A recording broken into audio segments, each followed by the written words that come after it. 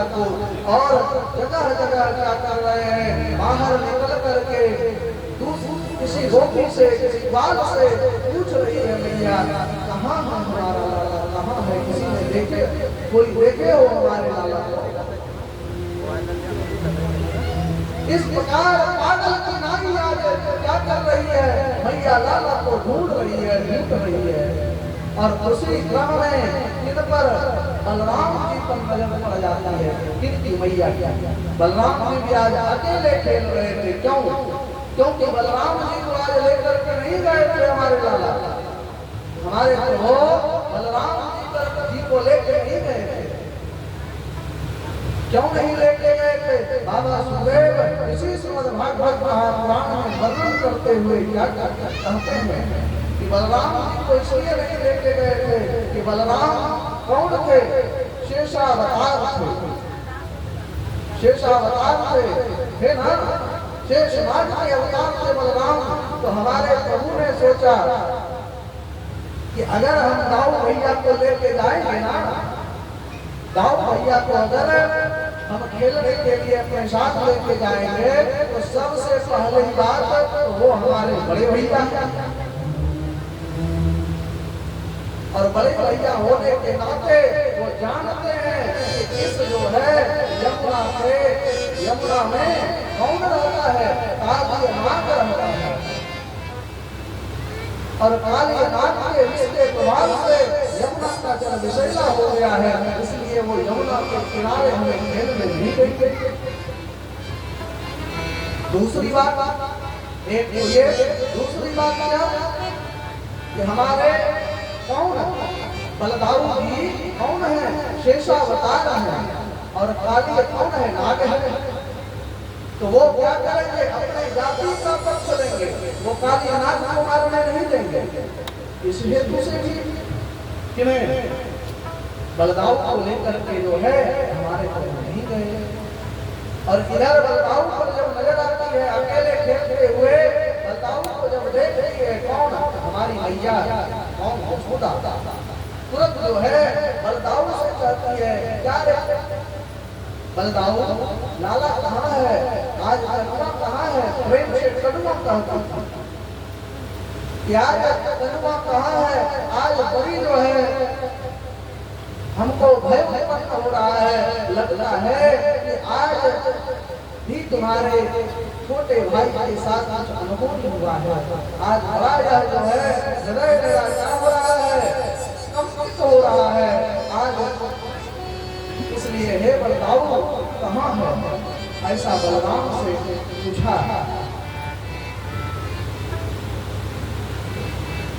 कि लाला कहाँ है, कन्हैया कहाँ है?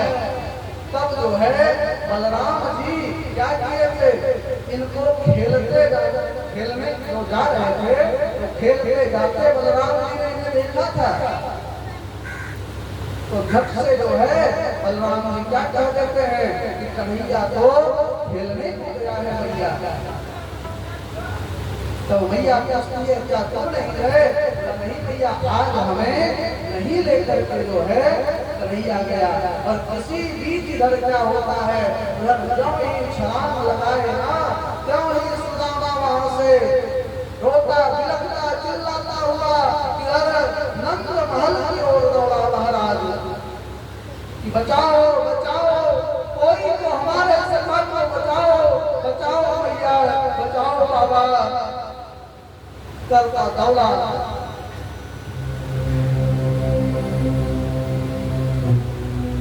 और जब दौड़ा महाराज, और जब यह बात सामने आई क्या भैया के सामने कि आज कन्हैया ने क्या कर लिया है? यमुना में छलांग लगा दी है। आज कन्हैया यमुना में कूद गया है। अब तो भैया छाती पीटने लगी महाराज कि अब मैं कैसे कन्हैया का बिना रहूंगा? इस जो है विषैले जल से जो है कन्हैया मेरा कैसे सुरक्षित रहेगा? और दौड़े दौड़े दौड़ती दौड़ती कहा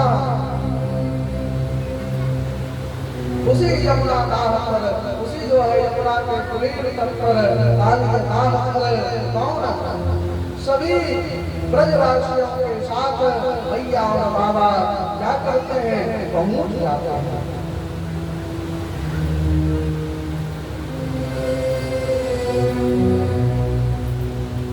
अब जब ही पहुंचते हैं और कन्हैया को क्या करते हैं, नहीं देखते हैं, तो बड़े जो है दुख से दुखी होकर के बड़ी विलाप करती है। और इधर कन्हैया कहाँ छलांग लगा करके कहाँ यमुना के जल के अंदर उसी कुंड की ओर आगे बढ़ रहे हैं, जिस कुंड में यह पुतली मार करके अपने समस्त परिवारों के साथ, अपने परिवारों के साथ कौन नाग रहता था।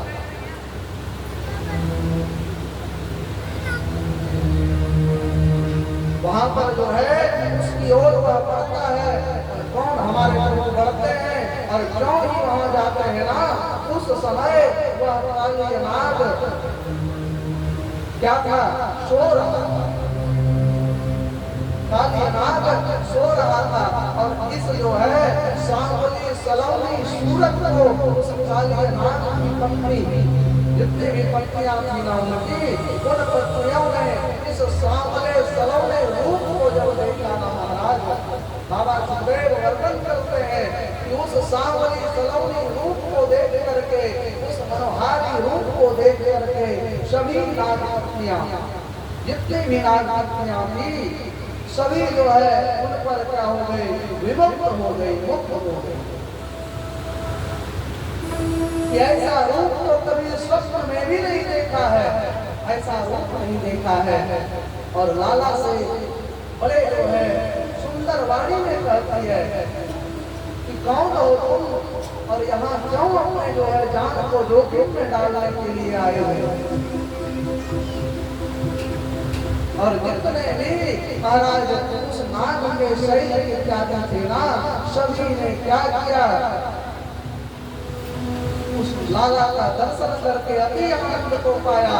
और इतने में क्या होता है, जब जल की तरंग बड़े वेग की गति से जो जा रहे थे, बड़ी गति से जा रहे थे हमारे प्रभु, तो उससे तरंग क्या होता है, जैसे जल में आप एक अगर ठेला भी देख लोगे तो आंदोलित हो जाता है, जल होता है ना। तो भगवान जब हमारे क्या हुए थे, कूदे थे जल में, तो कूदने से जल क्या हो रहा था, आंदोलित हो रहा था। और आंख तरंगे थी जल में, और आंदोलित होते होते किस तक पहुंचा यह काली नाग तक। जब जल हिल रहा था तो काली नाग के सैनिकों ने जाकर के कहा, किससे, काली नाग से जाकर कहा कि महाराज आज तो कमाल हो गया, जो इस यमुना के एक बूंद जल से जिसके प्राण एक सेकंड नहीं रहते थे, आज ऐसा बालक को आज मैं देख रहा हूँ महाराज, जो जीवित भी है और इतना सुंदर बालक है, ऐसा मनोहारी रूप है। हे महाराज, इसको काली नाग को जाकर के सुना रहा है कि हे महाराज, इतना सुंदर इस बालक का रूप है कि उस रूप माधुरी को देख करके मन ही नहीं करता है कि अपना नयना क्या करे। इस जो है सूरत से अलग करें, इस रूप को क्या करें, हमारा नैना पलक तक नहीं बंद हो रहा है महाराज। जिस प्रकार से कौन एक सलमान कवि रसखान थे महाराज, रसखान क्या करते हैं, ब्रज की लताओं में, पताओं में जाकर के किरण हमारे प्रभु को ढूंढते थे। या काली कामलिया पर प्रभु के जो है काली कामलिया पर कम्बल एक रखते थे प्रभु हमारे विचारना के लिए जब जाते थे, तो रसमान ढूंढा करता था कि हे माधव, हमें एक पल भी तो दर्शन दे दो, जरा सा दर्शन दे दो। और हमारे प्रभु भी इतने, इसलिए मैं इनका एक नाम पड़ा है छलिया। क्या जरा सा स्थान को क्या करते थे, अपना दीदार करा करते थे, ओझल हो जाते थे। और उस रूप छवि को देख करके कौन रसखान क्या कर रहा है? पागलों की नाई ढूंढ रहा है लताओं में, ब्रज की लताओं में ढूंढ रहा है कि अब तो दर्शन दे, कहाँ चले गए प्रभु, कहाँ चले गए? और जब ढूंढते ढूंढते पागल की नाई तो फिर जरा सा प्रभु दर्शन देते थे और फिर उगल हो जाता थे। आज वही दशा किनका हो रहा है महाराज? आज इस काली नाग के सैनिक और नाग पत्नियों की यही दशा हो रही है कि इस रूप छवि को वो क्या कर रहे हैं? लख रहे हैं। वह नहीं चाहते हैं कि यह छवि हमारे जो है आंखों के आगे से दूर हो। लेकिन सैनिक है और उनका कर्तव्य है। क्या कर्तव्य बनता है? अगर आप किसी के यहाँ क्या कर रहे हैं, नौकरी कर रहे हैं, तो अपने मालिक का क्या करना, कार्य को करना, यही आपका सच्चा चाहे कर्म है। अपने कर्म को भी ध्यान में रख रहा है और भगवान की छवि को क्या कर रहा है? अपने आंख से ओझल नहीं होने देना चाह रहा है। दौड़ा दौड़ा जाता है सैनिक और जा करके इस रूप माधुरी को, इस रूप की माधुर्यता को इससे काली नाग से जाकर के कह सुनाता है कि कमाल हो गया हे महाराज, कमाल हो गया। इतना सुंदर बालक हमने जीवन में पहले कभी नहीं देखा है महाराज, पहले कभी नहीं देखा है। हे महाराज जगिए, देखिए देखिए, आप भी इन छवि का दर्शन कर लीजिए। 5 वर्ष का बच्चा आज जल में कितना किलोल कर रहा है, आपके जल में किलोल करके क्या कर रहा है? नाच रहा है। और इधर क्या जितने भी नाच पत्नियां थी ना, वो नाच पत्नियां इस काली नाच की जो पत्नियां थी, क्यों? क्योंकि मैं पहले भी आपको निवेदन करके था महाराज कि समस्त परिकर के साथ, अकेले नहीं, अपने सभी सगे संबंधियों के साथ कौन? वह काली नाग उस यमुना के कुंड में प्रवेश करता।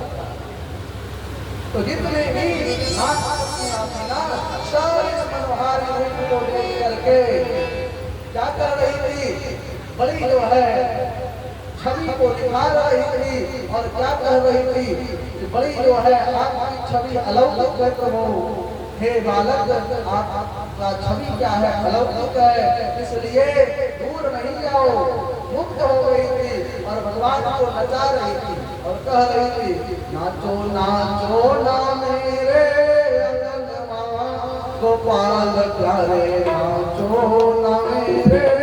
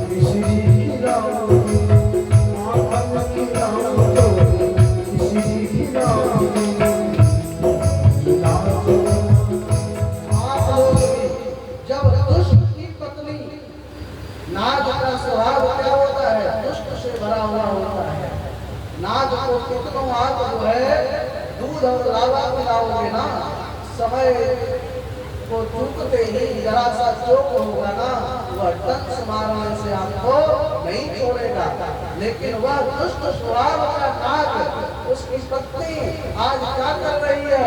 इस मनोहारी रूप को देख करके क्या कह रही है? नाचो नाचो ना मेरे अंगनवा। और आप लोग बड़े एकदम सोए हुए है ना, आप लोग भी क्या करें? सुंदर करताली बजाते हुए कहें क्या? नाचो नाचो ना मेरे अंगनवा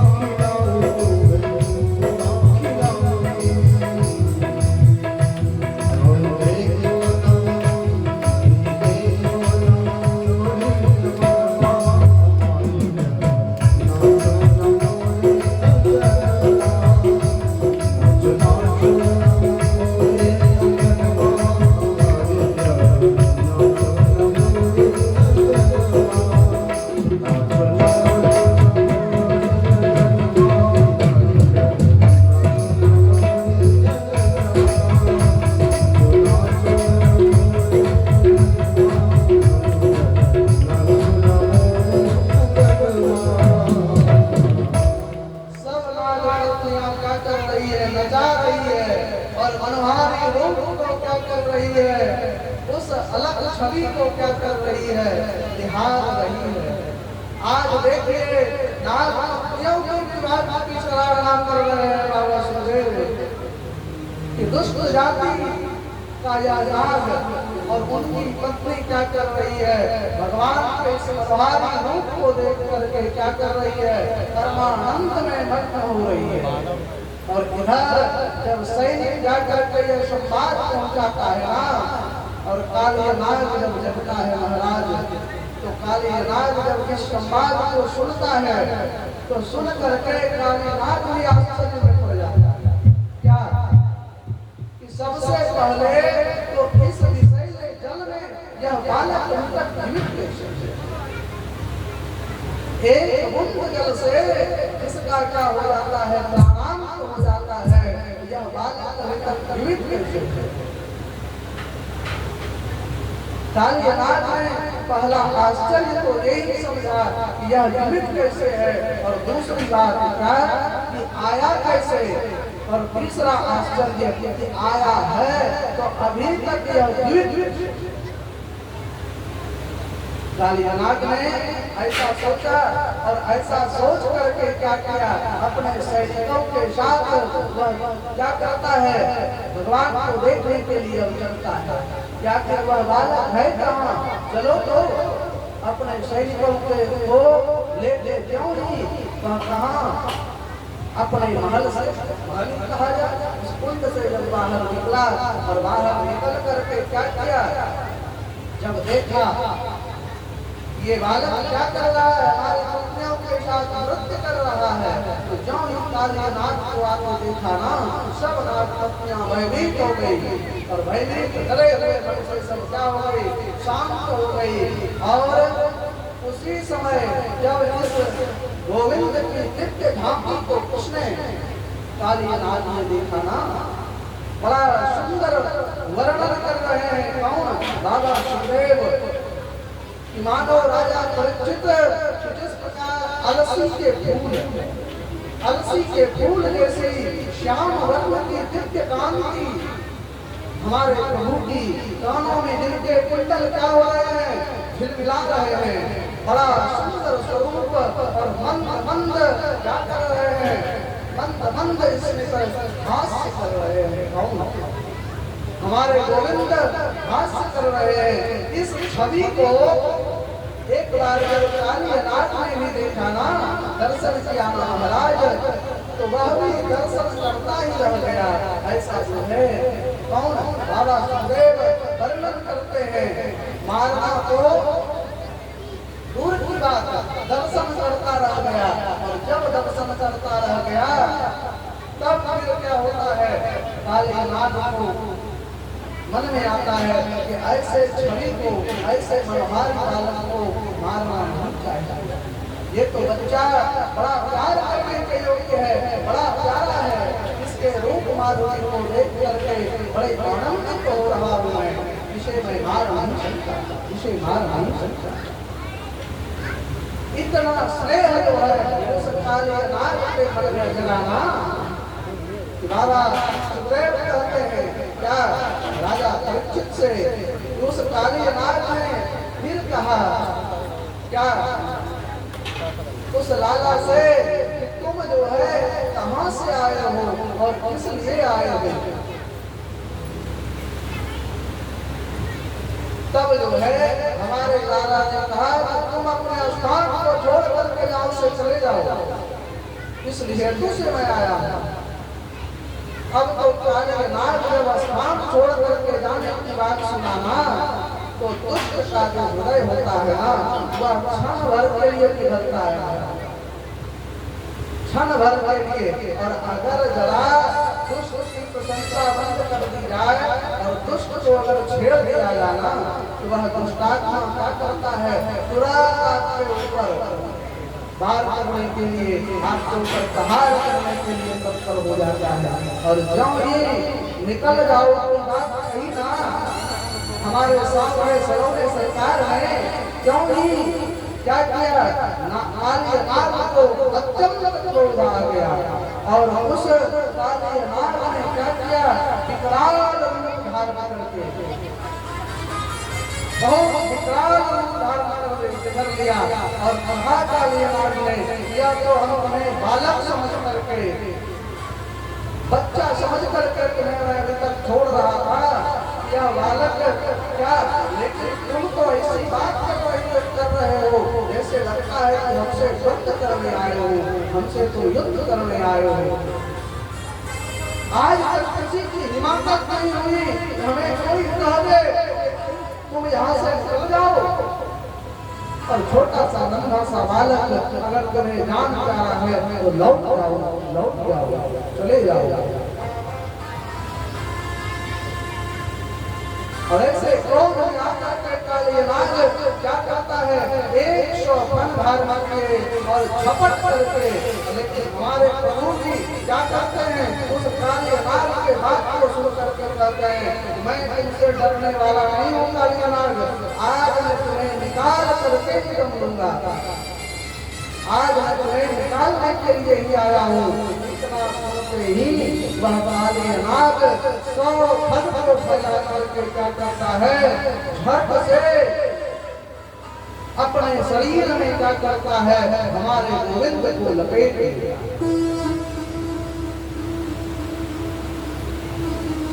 ठीक इसी प्रकार महाराज जिस प्रकार से कर्म के बंधन से, जिस माया के बंधन से हमारे प्रभु सबको लपेट करके बांध करके रखे हैं, आज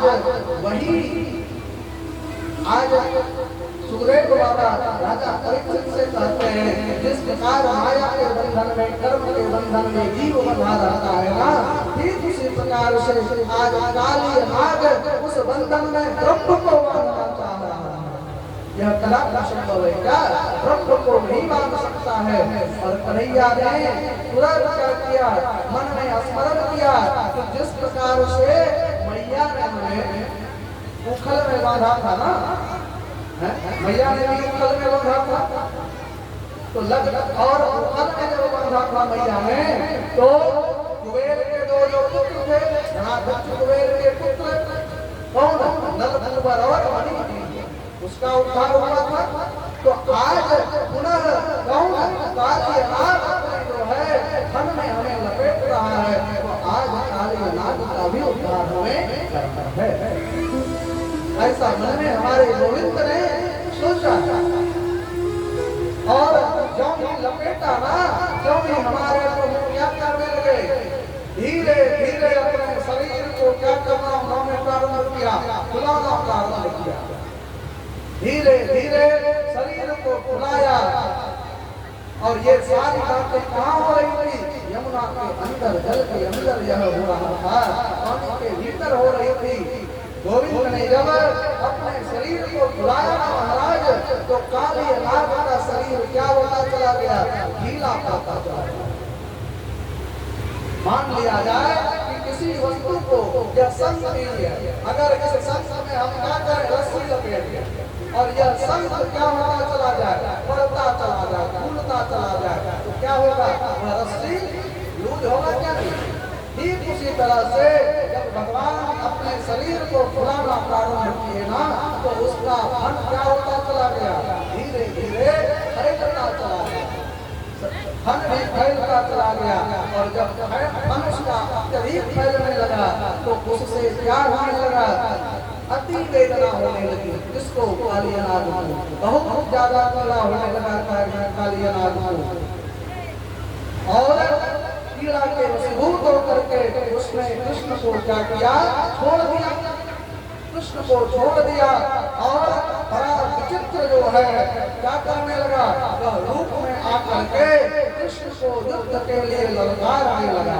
अब जो है दोनों में, इसमें काली नाग और कृष्ण भगवान में क्या होने लगा, बाहुयुद्ध।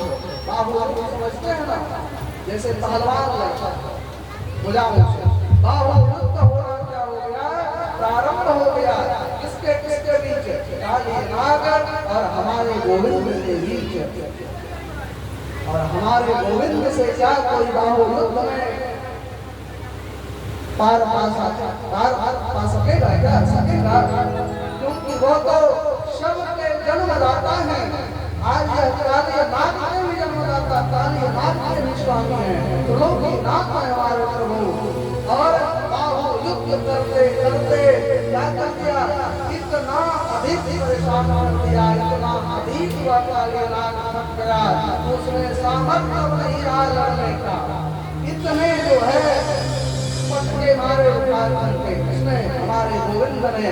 और उसके बाद जब वह परास्त हो गया तो काली नाथ के पद पर क्या हो गए? हमारे गोविंद चढ़ गए और चढ़ करके क्या करने लगे?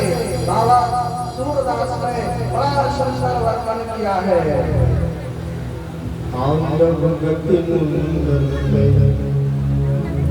नाचत गिरधारी तांडव गति मुंदन, नाचत गिरधारी तांडव गति मुंदन।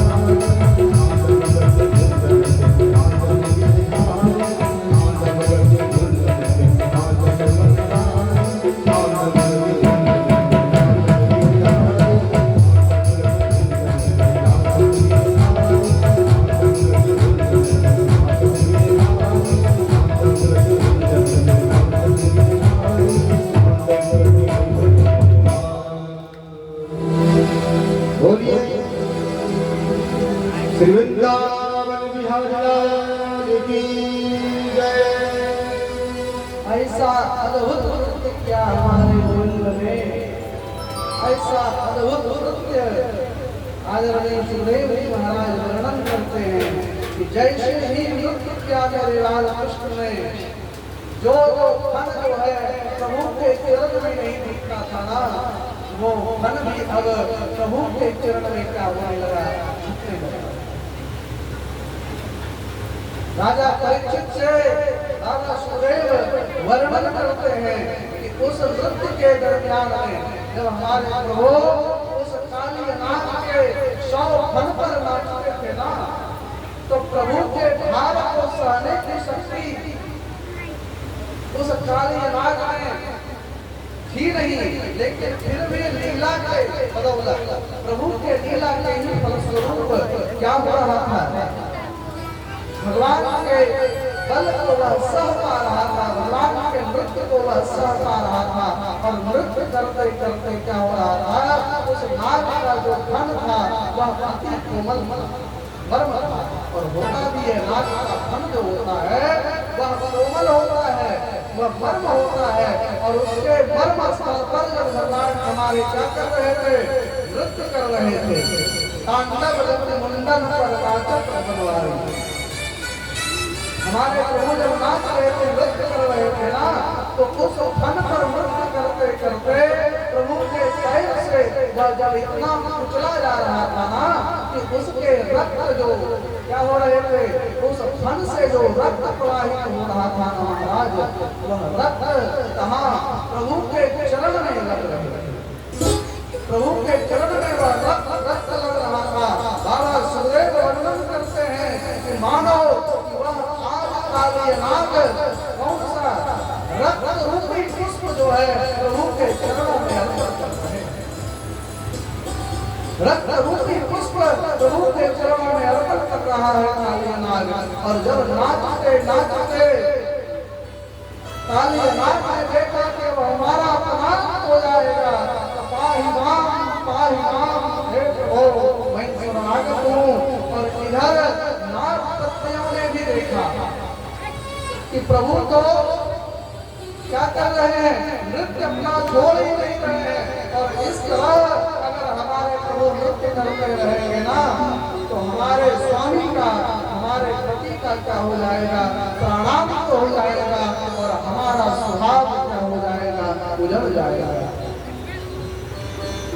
मैं क्या हो जाऊंगी, सुहागहीन हो जाऊंगी, मैं वैधव्य दोष को प्राप्त कर जाऊंगी। अतः सभी नाच प्रभु से क्या करती है, स्तुति करती है कि हे दीनानाथ, हे दीनबंधु, हे कृपा सिंधु। उसी प्रकार स्तुति करती है महाराज, जिस प्रकार कौन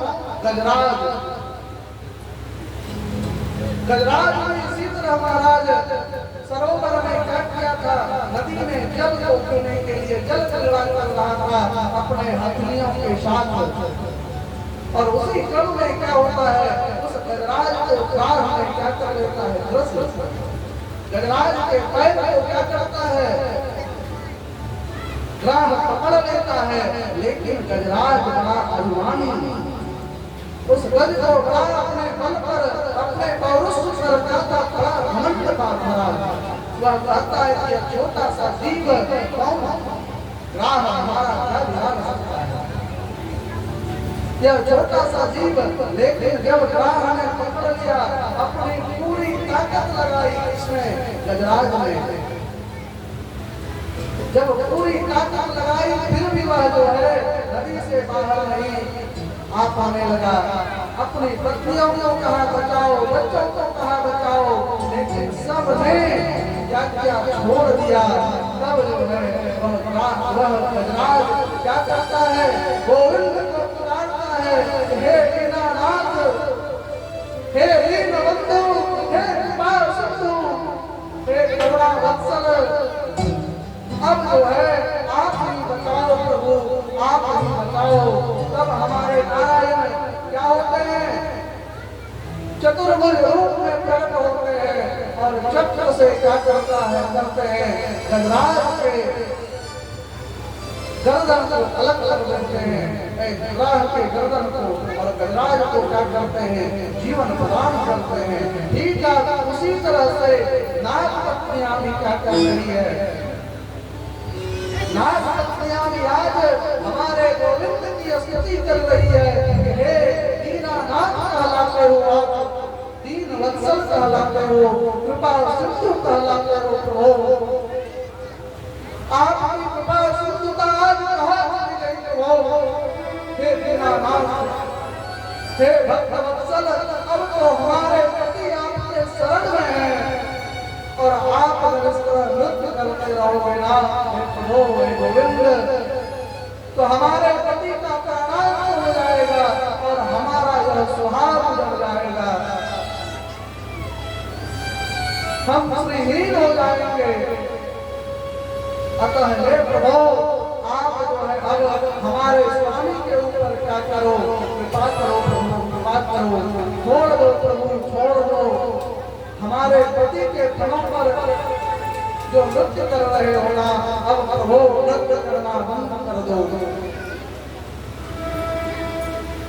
और जब इस प्रकार स्तुति की नाग पत्नियों ने इस प्रकार की स्तुति को सुन करके महाराज सही में हमारे गोविंद दीनानाथ दीन वत्सल है, कृपा सिंधु है, तुरंत जो है जब भक्त क्या करता है, आप स्वर में अपने प्रभु को पुकारता है ना, तो वो नंगे पांव दौड़े चले आते हैं, नंगे पांव चले आते हैं। आज तो नाग पत्नियां आठ स्वर में पुकार रही है, हे प्रभु, हे कृपा वत्सल, हे कृपा सिंधु, अब तो कृपा करो, हमारे सुहाग की रक्षा करो। इस प्रकार की स्तुति को सुन करके कौन हमारे गोविंद प्रसन्न हो जाते हैं और नृत्य करना क्या करते हैं, बंद कर देते हैं। और भगवान कहते हैं इनसे, नाग पत्नियों से भगवान ने कहा कि तुम तो बड़ी अच्छी हो देवी, तुम अच्छी हो, इसमें जरा भी संशय नहीं है। हमारी कुछ इच्छा होती है तुम्हें वरदान देने की, तुम्हारी स्तुति को सुन करके हम अति प्रसन्न हैं, और जब हम आए यहाँ तो उस समय में तुम हमें अच्छी लगी। अतः हमें क्या मन कर रहा है, तुम्हें कुछ वरदान देने को। अब तो सब नाग पत्नियां बड़ी हर्षित हो गई कि इसी का तो मैं यही तो चाह रही थी। और तुरंत नाग पत्नियां कहती है, हे स्वामी, हे हमारे परमाराध्य, हे प्रभु, सबसे पहले तो अब हमारे पति देव को, हमारे स्वामी को आप क्षमा करें और क्या हमें वरदान दें, क्या हमें वरदान दें, क्या हमें वरदान दें कि आपके चरण की धूलि, आपकी कृपा जो है सदैव हमारे ऊपर बरसती रहे, सदैव बरसती रहे। बाबा सदैव राजा परीक्षित से वर्णन करते हैं, क्या वर्णन करते हैं कि हे राजन, आज इस नाग पत्नी से हमें शिक्षा लेनी चाहिए। क्या भगवान के पास जाओ तो भगवान से कुछ नहीं मांगो, अपने प्रभु से कुछ नहीं मांगो, क्योंकि वो सर्व अंतर्यामी है। उनके चरण का रज जो है मांगो, इनके चरण की धूलि, इनकी कृपा सदैव बरसती रहे, इनकी अहेतु की भक्ति हमारे दिल में सदैव विद्यमान रहे, हमारे हृदय में भगवान अहेतु की भक्ति हो, यही मांगो।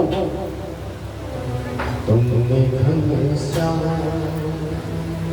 अधीनों को तारा होगा, तुमने घनश्याम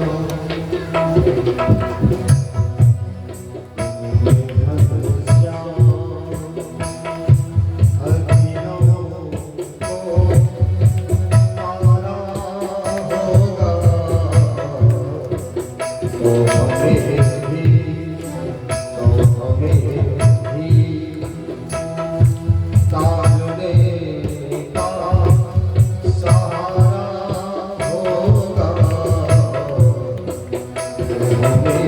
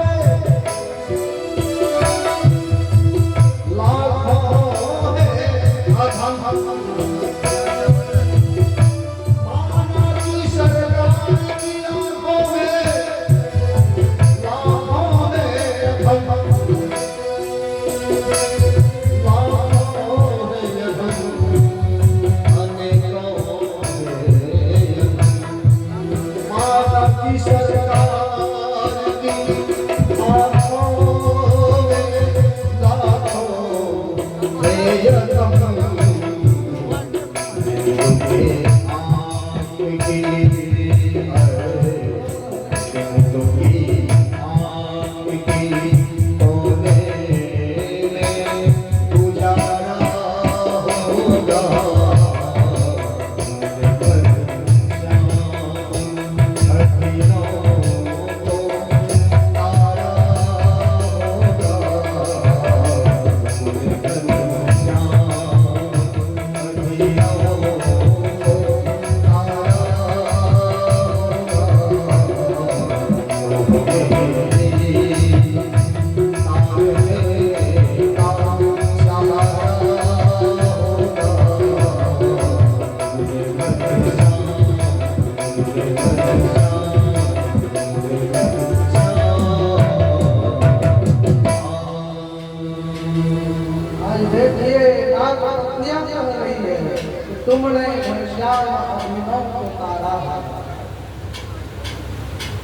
आज हमारे स्वामी को भी तारदो करो, हमारे स्वामी को और हमारे सुहाग की रक्षा करो प्रभु, हमारे सुहाग की रक्षा करो।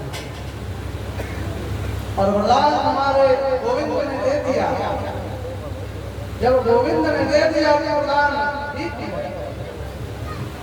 एक तो कृपा भी हो गई इसके ऊपर, कालीनाथ के ऊपर, और दूसरा क्या मांगा था कि आपके चरण की धूली, आपकी कृपा सदैव हमारे ऊपर बनी रहे। और ऐसा जब प्रभु ने अभय हस्ता उठाया ना, बर्दाश्त किया ना, तब राजपत्नियां कहती है कि इनसे अपने स्वामी से, कालीनाथ से क्या कहती है कि आप भी मांग लो, मांग लो। यह बड़ा ही परम सुहावना समय है, मांग लो। अब कालीनाथ भी क्या करता है, पहले कहता है इनसे, भगवान से। कालीनाथ ने कहा कि हे प्रभु, मैं वरदान तो मांगूंगा ही, और वरदान की क्या आवश्यकता है जब आपके चरण कमल ही हमारे मन पर अब आ गए, तो फिर वरदान आ जाता है। वरदान की क्या आवश्यकता है, साक्षात प्रभु जब हो गए हमारे ऊपर आ गए, प्रभु ने, प्रभु का शीश जब, प्रभु का चरण जब हमारे शीश पर पड़ गया, तो इससे बड़ा वरदान क्या है। लेकिन मैं एक बात कहूं प्रभु आपसे, देखिए आज कालीनाथ का प्रश्न देखिए, हम संसारियों के लिए भी अब प्रश्न है भैया, क्या प्रश्न कर रहा है, क्या कह रहा है आज कालीनाथ। कालीनाथ ने कहा प्रभु एक बात पूछूं, सारी दुनिया को कौन बनाता है, इस सारी दुनिया को प्रभु कौन बनाता है। भगवान कहते हैं कि मैं बनाता हूँ। हमारे द्वारा इस संसार की सृष्टि होती है। तो बड़ी सुंदर बात कही प्रभु आपने कि आप बनाते हो। जब सारी दुनिया को आप बनाते हो प्रभु, सारी दुनिया आप बनाते हो, तो नाग को किसने बनाया, नाग को किसने बनाया। तुरंत प्रभु कहते हैं कि हमने बनाया। तो जब नाग को आप बनाते हो, तो नागों के अंदर जहर किसने दिया प्रभु। देखिए हम संसारियों का भी प्रश्न है भैया, और भैया कि इन जो है नागों में जहर किसने दिया प्रभु, मैंने दिया। भगवान कहते हैं मैंने दिया। तो नागों के अंदर भी जब आप जहर देते हो, नागों को क्रोध भी आप बनाते हो प्रभु, तो फिर दोषी मैं कैसे हूँ बताओ, मैं कैसे दोषी हूँ, मैं दोषी हूँ क्या। आज बिल्कुल सत्य कह रहा है क्या नहीं कालीनाथ। आज देखिए जो कालीनाथ क्या दिन रात